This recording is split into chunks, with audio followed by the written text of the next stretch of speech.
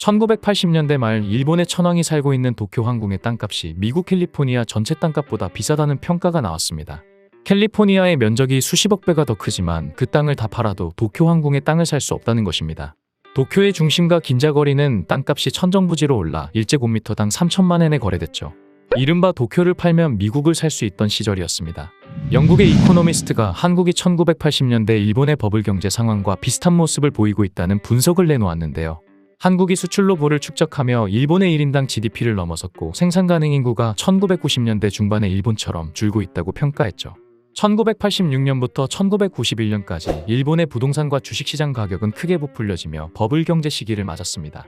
비정상적인 자산 가치의 상승과 무분별한 통화 공급으로 커진 문제들이 한 번에 터지면서 1992년부터 경기 침체가 시작됐죠. 이때 경제가 붕괴되며 1,500조 엔의 자산이 공중분해됩니다. 이른바 잃어버린 10년이라 불리는 시기입니다.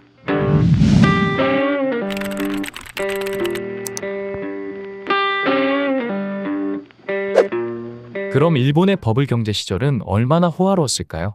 버블 경제가 시작되기 전부터 일본은 낮은 엔화 가치와 저금리 정책으로 경제가 크게 발전하며 급속도로 성장 중이었습니다. 국가 내부에서는 기업과 개인 가릴 것 없이 주식시장에 모여들었고 회사들은 성장을 거듭하니 일자리는 무한으로 증식했습니다. 당시 세계 50대 기업 순위를 보면 1위가 NTT라는 일본의 통신사이고 이외에도 33개의 일본 기업들로 도배되어 있는 것을 볼 수 있습니다. 당시 회사원들은 월급을 봉투로 받으면 워낙 두툼해서 봉투가 눕지 않고 서 있을 정도였다고 합니다. 테마파크도 우후죽순으로 지어졌습니다. 1987년 주 5일제 도입을 시작으로 근로시간이 줄기 시작한 것과 맞물려 돈은 넘쳐나고 여가시간도 늘어나니 테마파크 붐이 일어나게 된 것입니다. 미야자키현에는 세계 최대 워터파크라고 불렸던 오션돔이 생겼습니다. 1980년대 초에 도쿄 디즈니랜드가 인기 있었던 것도 이와 같은 이유 때문입니다. 하지만 이때 지어졌던 테마파크들은 거품이 꺼진 후 대부분 사라졌고 오션돔도 명성이 무색하게 파리만 날리다 2007년 문을 닫았습니다. 일본이 만화 강국이라고 불리는 데는 버블 경제의 영향도 있습니다. 엄청난 자본력으로 문화산업의 발전을 이뤘죠. SF 액션 애니메이션 아키라는 당시 제작비로 7억 엔이 투자되었는데 지금 환율로 따지면 약 80억 원 정도의 자금이 투입된 애니메이션입니다. 역동적이고 섬세한 작화와 기술력으로 엄청난 퀄리티로 제작된 이 작품은 서구권의 일본 애니메이션 매니아를 만들어낸 기념비적인 작품이기도 하죠. 1988년도에 만들어진 작품이란 게 믿기지 않을 정도로 지금 제작되는 애니메이션들과 비교해봐도 뛰어난 작화와 기술력에서 뒤지지 않을 정도입니다. 버블 경제 시기에 유행했던 문화 콘텐츠 중 하나가 시티팝입니다. 지금 우리나라에서도 유행하고 있는 장르로 일본의 버블 경제 때 문화와 지금 우리나라의 문화 현상이 비슷한 양상을 띠고 있다는 것을 알 수 있습니다. 일본의 버블 시대 자본력과 음악적 인프라로 일본 가요 전체의 퀄리티가 높아졌고 신디사이저와 같이 전자악기를 사용한 음악의 인기가 높아졌습니다. 몽롱하면서도 여유있고 도시의 화려함과 공허함을 동시에 담아낸 시티팝은 음악적 수준이 높아진 일본 대중들에게 사랑받는 장르가 됐죠. 돈이 많으니 당연히 유흥문화도 눈에 띄게 드러나게 됩니다. 술집 접대부들은 아파트 한 채나 자가용, 온갖 명품을 선물로 받았다고 하죠. 당시 접대부들의 손님이었던 부동산 업자들은 액수를 세지도 않고 만엔짜리 지폐를 다발로 팁으로 줄 정도였다고 합니다. 페라리, 롤스로이스, 벤틀리 같은 수입차가 거리에 넘쳤고 명품이 불티나게 팔렸으며 여학생들도 명품을 예사로 걸치고 다닐 정도였다고 하죠. 이 시기에 있었던 유명한 스캔들이 오노 우에누이 사건입니다. 오노 우에누이는 가난한 집에서 태어나 요정에서 일하다 건설회사 간부의 정부가 되었고 이후 2개의 요정을 경영하였습니다. 그녀는 1987년 일본산업은행에서 10억 엔 규모의 채권을 구매하면서 증권에 손을 대기 시작했죠. 오노 우에는 자신의 요정에 모셔둔 두꺼비상의 예언에 따라 주식을 사들였다고 하는데요. 놀라운 것은 일본산업은행의 은행장, JP모건 일본의 지사장 등 금융계 인사들도 이 두꺼비의 예언을 듣기 위해 오노 우에의 요정에 문턱이 닳도록 드나들었다는 것입니다. 하지만 버블 경제의 거품이 꺼지자 오노우에 역시 파산하고 맙니다.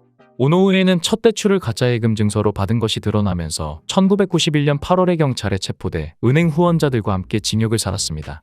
오노우에의 파산으로 대출 기관들은 2조 7천억이 넘는 손실을 봤으며 은행 2곳이 파산했습니다. 그럼 일본은 어떻게 버블 경제를 맞이했고 거품이 꺼지게 됐을까요? 1980년대 초에 오일 쇼크로 미국은 인플레이션을 막기 위해 금리를 인상하게 됩니다. 오일 쇼크는 원유값의 급등으로 전 세계가 경제적 타격을 입은 석유 파동을 말합니다. 일본은 엔화의 가치를 낮춰 가격 경쟁력이 더욱 높아지게 되고 수출은 점점 더 확대되죠. 일본 제품이 질도 좋고 가격도 싸니 미국과 같은 나라에서 엄청나게 일본 제품을 사들이기 시작합니다. 이때 일본의 수출이 급성장하면서 10조 엔 이상의 무역 흑자를 기록하기도 합니다. 미국은 인플레이션을 잡기 위해 금리를 인상하기 시작했고 기준금리가 무려 20%에 육박하면서 물가를 안정시킵니다. 물가는 잡혔지만 달러의 가치는 50%나 상승하게 되죠. 달러가 비싸니 미국인들도 미국 제품을 사서 쓰지 않게 됩니다. 이 틈을 타 서독과 일본에서는 저렴해진 자국의 제품들을 수출하기 시작하고 미국은 달러 강세 해소를 위해 조치를 취할 수밖에 없었습니다. 그리하여 1985년 9월 22일 뉴욕 플라자 호텔에서 미국, 독일, 영국, 프랑스, 일본의 재무부 장관과 중앙은행 총재가 플라자 합의를 하게 됩니다. 이 플라자 합의를 통해 미국의 달러 가치는 내리고 엔화와 마르크스의 통화 가치는 높이게 되죠. 미국은 전 세계의 큰 손이었기 때문에 일본도 미국의 제안을 따를 수밖에 없었습니다. 플라자 합의로 일본의 엔화는 일주일 만에 약 8%나 가치가 상승하게 됩니다. 이렇게 엔화 가치가 상승하자 미국에서는 품질 좋고 저렴해서 구입하던 일본 제품을 살 이유가 사라지고 말았죠. 일본 제품의 가격 경쟁력이 낮아지면서 수출은 크게 감소하고 경제 성장률은 1985년 4.4%에서 1986년 2.9%로 떨어지고 맙니다. 수출은 감소했지만 엔화의 가치가 오르니 환차익을 노리는 외국인 투자자가 유입되면서 주가는 상승하고 기업, 개인 할 것 없이 부동산 시장에 몰리면서 은행들은 저금리 부동산 담보대출을 확대하게 됩니다. 이때 일본엔 부동산 불패 신화라는 인식이 강하게 자리 잡히면서 부동산 투자에 경쟁적으로 몰리게 되죠. 금리를 인상했다가 경기가 침체되면 극복하기 힘들 테니 섣불리 금리를 인상하지도 못하게 됩니다. 그러던 중 1987년 블랙먼데이가 발생하면서 미국이 금리 인하를 선언하고 전 세계적으로 금리 인하를 하면서 일본도 금리 인상을 포기하게 됩니다. 블랙먼데이는 미국의 국채 신용도가 떨어지면서 하루 만에 22.6%나 주가가 대폭락한 사건입니다. 블랙먼데이 이전에 주가를 회복하는 데는 2년이나 걸렸죠. 금리가 떨어지니 부동산 시장에 본격적으로 자금이 몰리기 시작합니다. 주식이나 집값이 오르면서 자산이 늘어나니 소비 심리는 증가하게 되죠. 이 시기에 20대 직장인 초봉이 1억 원 정도의 고등학생이 명절 세뱃돈으로 300만 원을 받았다고 하니 얼마나 거품이 낀 것인지 알 수 있습니다.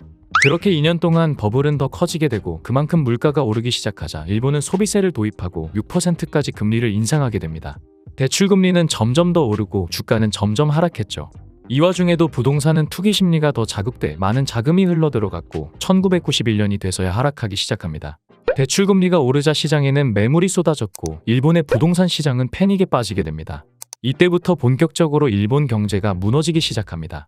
1994년 경기가 약간 회복되면서 1995년에는 금리를 0.5%까지 인하하지만 부동산과 주식시장의 가격 상승으로 이어지지 않으면서 경기는 더욱 악화되고 고베 대지진까지 겹치면서 일본은 1995년 G7 정상회담에서 엔화 약세 합의를 요구하게 됩니다.